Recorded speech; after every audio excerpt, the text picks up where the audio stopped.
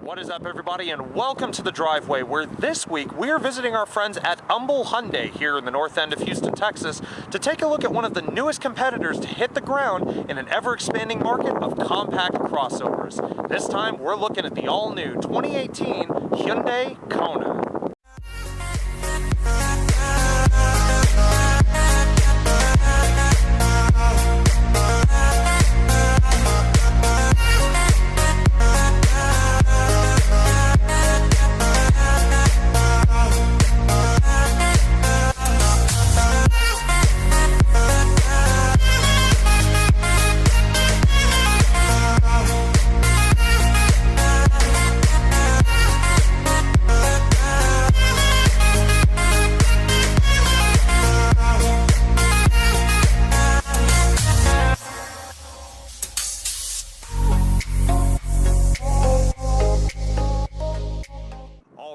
Let's get to it, and as always we begin today with performance.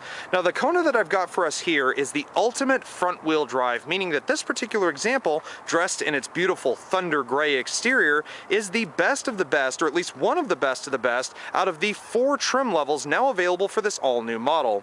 And looking under the hood, we actually find a motor that's actually quite familiar. Hyundai's 1.6 liter turbocharged and direct injected 4-cylinder engine, which in the Kona makes 175 horsepower and 195 pound-feet of torque, and in this example is mated exclusively to the 7-speed EcoShift dual-clutch automatic transmission and is available in both front and all-wheel drive. Now when equipped with front-wheel drive, like my tester here, expect a rating of 28 miles per gallon in the city and 32 miles per gallon on the highway, but if equipped with all-wheel drive, you can expect that rating to fall ever so slightly. Now with a name like Ultimate, of course you're pretty much going to get every option in the book, which means as standard on our tester today, we get Hyundai's proximity key keyless access with their push-button start system.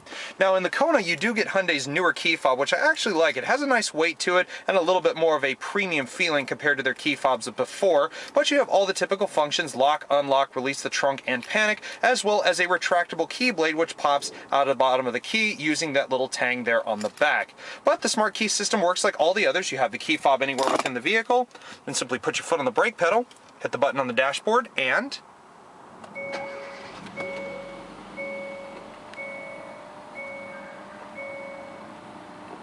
now, from an exterior standpoint, I will say that the Kona's design very much reminds me of what the current generation Jeep Cherokee and Nissan Juke have brought to the table in their own respective ways. But if you want to think like Doug DeMuro and talk about the properly quirky stuff with the Kona, then you needn't look further than just the face of it. Because where you would normally expect to find a normal car's headlights, you instead in this case find these full LED daytime running lights. To find the headlights themselves, you actually move down the front bumper just a little bit, where on my Ultimate test we have full LED headlights with auto high beam assist. That is a part of the active safety suite that's been equipped as standard to the Ultimate trim level specifically. But then moving on, you have things such as the fluid sculpture design grille, basically a design taken straight from the current generation Elantra GT and the Sonata. But then in other areas, you also have things such as the fog lights and other areas implemented for things such as the active cruise control and forward collision alert. Now when it comes to what the Kona is rolling on, Hyundai offers 3 different wheel sizes and 3 different designs, again depending on which trim level you go with. My top of the line Ultimate, as well as its younger sibling the Limited trim, get these 18-inch painted and machine-faced aluminum alloy wheels. Now I do like them. I actually like the dark gray inside, even though the exterior of the car is gray and it also has this kind of gray cladding here. I actually think the design complements the overall design and aura that this vehicle presents. However, underneath things get a little bit interesting because we do have a full 4-wheel disc brake setup with anti-lock brakes and brake force distribution. However, the suspension setup can vary between front and all-wheel drive models. In the front suspension, that doesn't change. It's a McPherson coil spring and strut suspension setup. However, in the front-wheel drive model that I have here, the rear suspension is a torsion beam setup. However, flip it over to all-wheel drive and that suddenly becomes a multi-link setup instead. Now, because this is a compact crossover, or CUV as a lot of people like to call it, this car is definitely not going to be the biggest of the bunch visually and also in terms of the numbers. The Kona stretches 164 inches from nose to tail, and curb weight, you're looking just north of 3,000 pounds. Now, continuing on with the features, there is a lot to talk about. We have body-colored side view mirrors with the integrated LED turn signals, but standard on the Ultimate, and even further down into some of the lowest end trims, we have standard blind spot monitoring with rear cross traffic alert and lane change assist.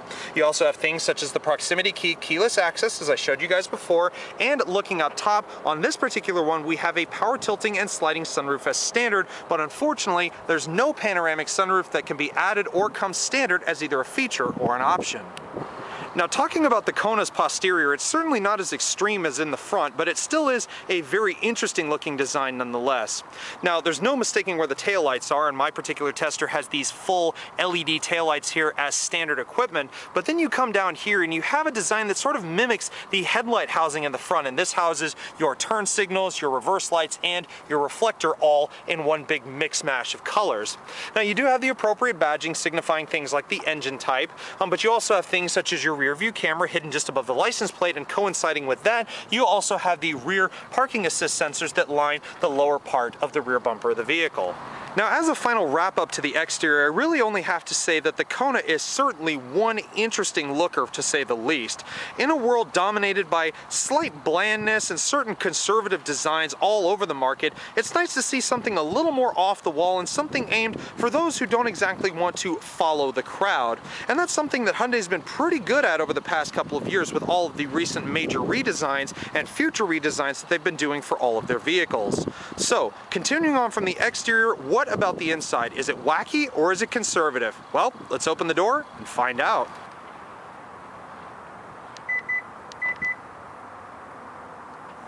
Now, from what we've seen so far, I'm pretty sure it's clear to say that the Kona is certainly one of the more interesting vehicles in this segment. However, open the door to my tester and things can actually get a little bit crazier. Now, I think right off the bat, a lot of you guys can already see what I'm talking about. I am, of course, referring to the lime twist colored interior accents that my tester is showing off for us today. Now, one quick little note is that these colored accents are only available on Konas equipped with the black leather interior, which, as you can see, my Ultimate tester clearly has. Now, the only thing I would say about them is while they do liven up the interior in their own little way instead of a bland black or silver trimming, maybe an extended color palette would maybe liven up this interior a little bit. I don't think the highlighter bright lime green is certainly going to be to everyone's tastes. Now, when it comes to the area where you're going to spend the most time with the Kona, aside from its brightly colored interior accents in some cases, the interior here does still feel like it has kind of a familiar air to it. And I'm not just talking about the way that it smells inside here, I'm talking about the fact that certain parts feel like they've come straight off of other Hyundai vehicles, like this tablet-like center screen, and the steering wheel actually feel like they've come directly out of the all-new Elantra GT, which I tested not too long ago. Now, in terms of what's in front of the driver, first off, you have the 3-spoke leather-trimmed multifunction steering wheel, which of course has all of its appropriate controls across the top 2 spokes. Now, one thing that's been kind of degrading lately is the quality of the materials in here. The feel of the leather on the steering wheel, if you really take the time to kind of feel it out, which I doubt many buyers will, but if you actually take the time to feel it just a little bit, it feels kind of plasticky, almost synthetic. It actually doesn't feel as soft or maybe as supple as some of its competitors that I've tested on and off camera. Now, of course, with the lime twist interior accents, you of course have the stitching that runs around the interior rim, but as far as the wheel itself, it does have these nice grip bolsters here at 10 and 2, and then of course, as I said, all of the controls here across the top 2 spokes. On the left here, we do have hands-free radio, voice recognition, and hands-free Bluetooth controls, but also over here on the right, we not only have the button that controls the little screen up there in your gauge cluster, but we also have functions for the regular and the adaptive cruise control as well, which is part of the Hyundai SmartSense system here on my Ultimate tester. Now, when it comes to that little screen in the middle of the gauge cluster, there's actually very little information to go through. You have standard functions such as your distance to empty, odometer, and outside temperature gauge, but also things such as your active fuel economy, your different trip meters and trip functions, and a digital speedometer. Keep on going a little bit further into the system, you have turn-by-turn directions for your navigation system, and you also have things for the Hyundai SmartSense system, such as the lane keep assist, your driver attention warning, so if you have been driving for a little too long, the vehicle will alert you when it's actually time to take a break, but you also have other things such as your tire pressure display. Keep on going and you can tailor things just so. Everything from driver assistance to the fully functional heads-up display located at the top of the dash.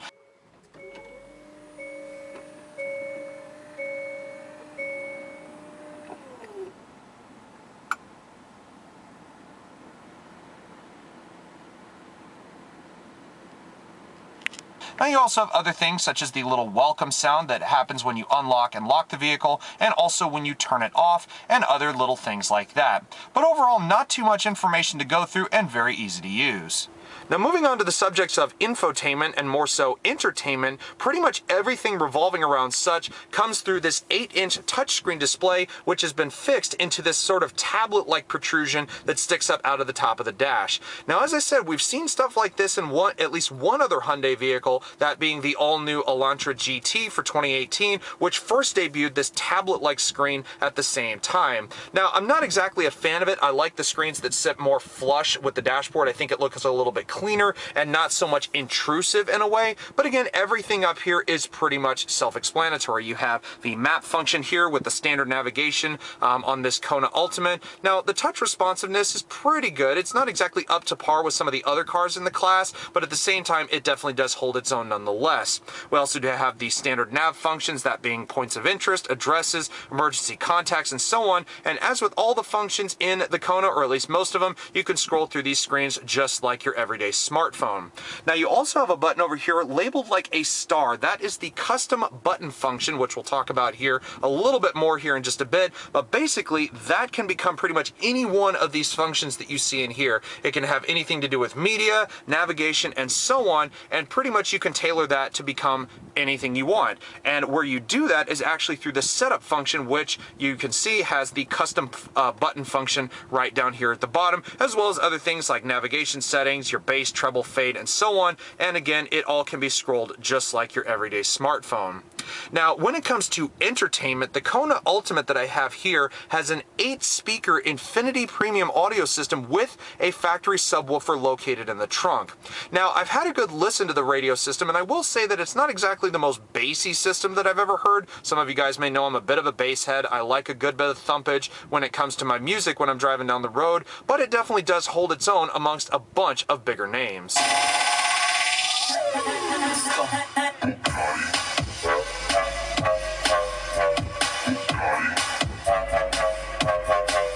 Now, of course, the final thing to talk about with this 8-inch screen is the rear view camera. So we'll go ahead and just pop the car into reverse there really quickly. And of course, as you can see, you have a nice wide vision camera coming out of the back. Now, of course, you have guidance lines and rear park assist as well. And those guidance lines do have trajectory. So whichever way you turn the wheel, of course, that's the way the lines are going to go. Now, like I said, the camera quality is good. It's definitely not the highest quality or crispest thing I've ever seen. But again, it definitely does the job very, very well. Now, finally, putting the vehicle in park, as you can hear, we do also have those automatic safety locks. So if I put it in any other gear other than park, the vehicle will automatically lock itself. But once I go back in park, you hear the doors automatically unlock. And you can actually tailor that through the little screen up here in the gauge cluster. Now again, with my tester being the Ultimate, I pretty much expected every feature in the book, but one of the areas that's a little bit of a letdown is the lack of a dual zone automatic climate control system. It is an automatic system, as you can see clearly over here with this button on the left, but it is only a single zone system. There's no dual zone setup at all, unlike some of its competitors in the same category.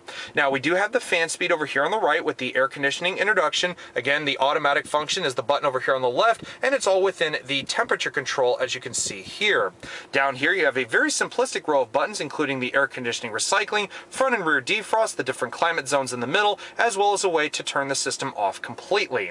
Moving down from there, we do have a couple of other standard Hyundai things. We have a nice little cubby back here, pretty big enough for your everyday smartphone, so even some of the bigger ones could probably fit in this little area up there. And then just below that, we do have the auxiliary and USB connectivity ports, as well as two 12-volt 180-watt direct current outlets. outlets. Now in my Ultimate, we also do have the standard Qi wireless charging system. So a lot of today's higher end smartphones have the capabilities of charging wirelessly, no big messy cords. You just place your phone in there, activate the Qi wireless charging system, and all of a sudden you're charging your phone without having to mess with a big cord. Now moving down here to the gear selector area, again this selector is connected to the 7-speed EcoShift dual clutch automatic transmission in the Ultimate that I have here. However, on some of the lower end trims you can also get the normal 6-speed automatic transmission, both of which come with the Shiftronic manual shift mode. So you go back and to the left into the drive portion here, you pull down to go down a gear and push forward to go up a gear. Now within this area I also do have one other minor complaint, and that is the lack of ventilated seats. And the only reason I complain about that is I live here in the lower end of Texas, where it gets hotter than pretty much anything you can imagine, combined with some rather nice humidity, might I add. So it would be nice to have something to maybe cool off your back or at least your butt on some of those hotter summer days. But moving up just a little bit, you can see we also have the drive mode select here on my Ultimate tester. Now that's pretty much standard across the board, but in this case we only have two driving modes to go through, that being normal and sport. There is no eco mode in this particular one, which kind of would be nice, maybe up the fuel economy game just a little bit, but in this one I think they want you to drive it a little bit more sporty, so you just hit the button and of course the screen appears orange with the sport logo integrated at the bottom. Now another minor little detail down here that I really enjoy is the fact that there's no electronic parking brake to worry about. Basically in my eyes it's just one less thing to brake. Instead you have this big nice mechanical emergency brake, just something nice to see in a world obsessed with modern technology. Now to the right of that we do have two sizable cup holders as well as a small little center console here, big enough for maybe some napkins and some maps and stuff like that, but nothing too giant, or maybe you could store your phone in there at the same time. Now moving things up here to the roof really quickly, we of course get to the HomeLink garage door system and auto dimming rear view mirror, and also Hyundai's BlueLink roadside assistance and telematics system. Now finally getting up to the roof, again this thing has no panoramic sunroof, just a standard power tilt and sliding sunroof just to let in a little extra breeze. Now, of course, you can't mention the term crossover without talking about what's in store for its rear occupants. Now, again, I am on the taller side. I'm 6'1", and as you can see, I'm still sitting comfortably here in the rear seat. Now, as far as the rear of the seats, they're plastic, no big surprise there, but you do have little indentions in the back for taller folks like myself, as well as a raised headliner. Again, two beneficial things for taller people wanting to sit here in the back. Now, you do also have two little mesh map pockets here in the back, but unfortunately, I see a lacking of any kind of USB charger here in the back seat. So unfortunately, your rear occupants are going to have to charge their phones prior to departure, because unfortunately, there's no way to charge them unless you want to plug them in all the way up there in the front. Now, speaking of the back seats as well, these are 60/40 split fold rear seats, the latches for which are up here at the upper corners. But if you don't want to fold those down, but you still want to store stuff, you also have this nice little armrest here for your two outer occupants to store their drinks.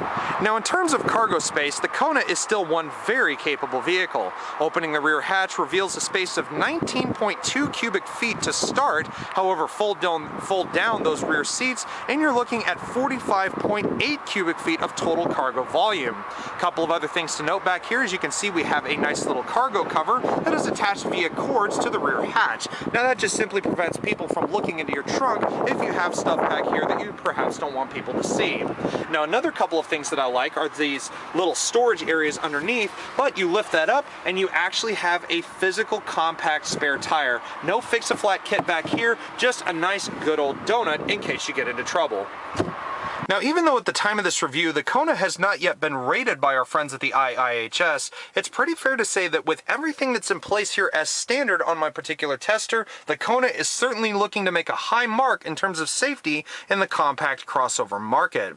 Now, we not only have things such as the usual array of airbags, things like the front impact, side curtain, and side impact airbags as usual, but in this case, we also have a standard Hyundai's new Smart Sense system. Now, that includes things such as the blind blind spot monitoring with rear cross traffic alert and lane change assist, forward collision detection and assist with pedestrian detection, and lane keep assist, just to name a few things.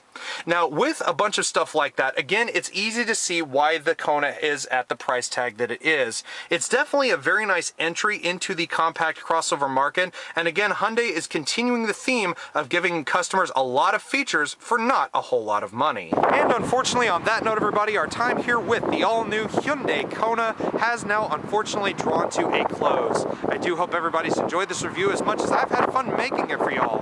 Now, if you guys like what you see, please do give this video a thumbs up, and also be sure to click that subscribe button down below for many more videos like this and more to come in the future. But in the end, a huge thanks goes out once again to our friends here at Humble Hyundai in the north end of Houston, Texas, for providing us with this Kona Ultimate to have a look at today.